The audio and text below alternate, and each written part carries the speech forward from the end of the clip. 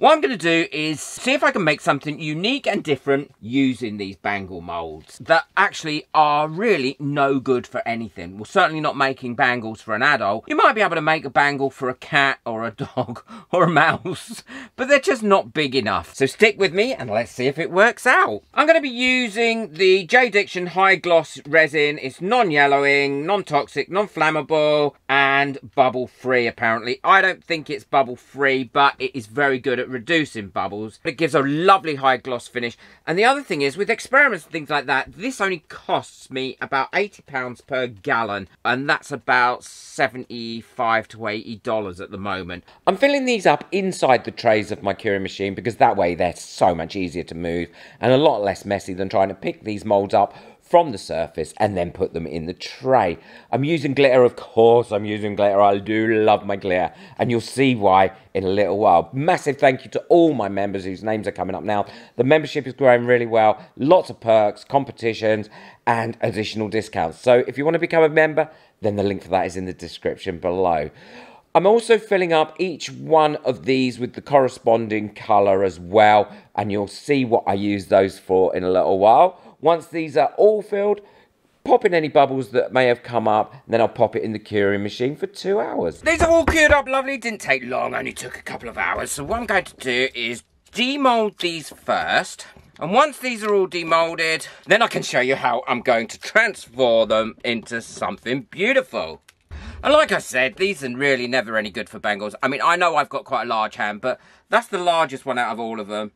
And it's not big enough for most people. The other thing is they make quite sharp edges. So you do have to go round where they cure at the top, this bit, and file them down or sand them down. Now, what I'm going to do is, because I don't want sharp edges on my final things, I'm going to use a sneaky little bit of UV resin on them to round those off and finish them off so they're not sharp anywhere.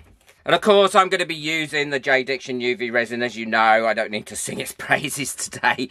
I use it so often. I used to hate UV resin, but now, after finding J Diction's UV resin, I love it and I use it a lot. And it also introduced me to their other resins, and I love their other resins too. I will link this in the description below. I'm also loving Tea Expert. I like to have more than one company. I don't like to be stuck just with one company's resin. So by doing that, you're going to give yourself a much nicer finish. And all you need to do is, because this is a great consistency, go around like this and fill in that little indent. Makes it look pretty. I'll clear this up using the lamp that comes in my kit. If you haven't got my kit, then check it out. I think there's only a few left because it is a limited run. So if you want my kit and benefit from all the savings and everything that you get with my kit, then get it quickly. And then I'll use this light to cure these up with. They've cured up lovely, and as you can see, it does finish them off much nicer than having that sharp, flat edge. And the great thing about J Diction's UV resin, it dries really well, cures really well, and goes lovely and hard. So I'm ready to do the next stage on these now. This is going to be the front, which is obviously the proper front of the bangles. Now it's time to demold these little bits that I did. I love this little mold. It was so cheap, and I've used it quite a lot already. It just is cute as a button, I think, this one. I'm going to be putting them in there like that. So I'm going to be using the J Diction resin. I'm going to put a little fine dollop there, work my little magic in there, and then cure that up sitting there using my lamp. And now that's nice and secure on there, what I can then do is add my 5-minute epoxy resin, and it means I don't have to sit here holding it, and put that around it, which will make it even more stable and make it look a little bit like it's had some snow on it. Today's sponsor, Gentle Bands. Look how beautiful this is. And this is just one of the bands that they have from hundreds of different designs. And this is called the Danube. The craftsmanship is amazing on this. This is brushed ebony, opal, and some gold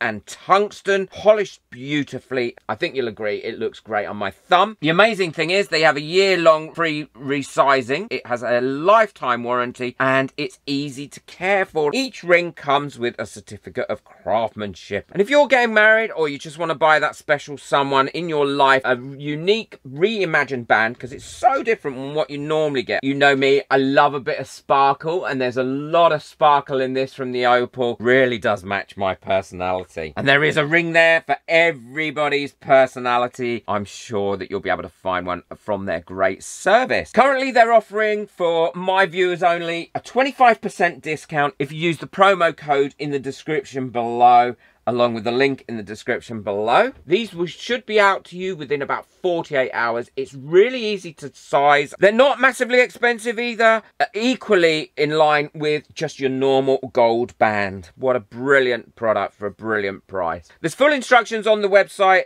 on how to size, order, and a full view of all the products that they have on sale. So be sure to check them out. Link in the description along with a 25% promo code. And then we'll put this to one side and we will let that finish curing up. And I'm going to do exactly the same with the other pieces as well. Once they're all dry, like this one is, and they're completely on there solid now, they're not going to go anywhere. I've done some with the little snow and some without, which I'll show you in a second. All you need to do is add a ribbon on it. I'm going to be using my little hand drill here, and some people have been saying they have problems with this. Now, a quick tip.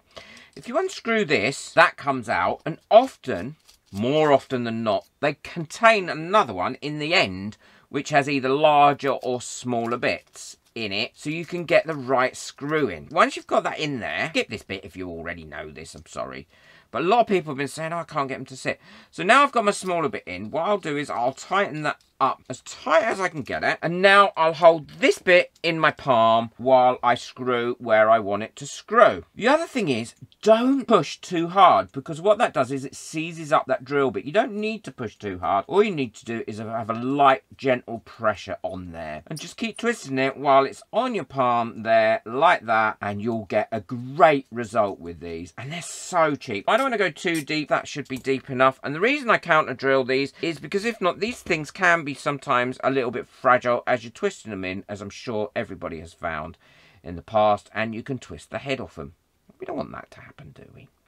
No one wants the head twisted off. That's all in there now at the right depth. So what I'm now going to do is add a bit of ribbon. I've cut the ribbon to the length that I need. Dab a hot glue on there because I can't be doing with no sewing today. And then I'm going to glue those two ends together. Push them down, that will stick fairly quickly. And then with the end that I've glued together, that bit at the top, I then fold this bottom bit up. And the reason I have that bit at the top is so that when you've pushed that through, you can then put that through the loop there and pull that tight, and then that bit that you've glued together will sit nicely at the bottom of that hoop there, and it gives it that secure finish. And then I've got these little tiny bows. God, I put hundreds of these, all different colours, again for next to nothing. And then I can add that bow much easier onto that flat bit than I can on a bit that's loose. And then that one's finished. Now I'm going to show you them all, and I think they've come out lovely. What do you think? You don't have to put them in the middle either, like I did. Like on this one here, this star, I've got that hanging off to one side. Again, I've put the heart on the top, so it hangs like that. You could even have something on the bottom here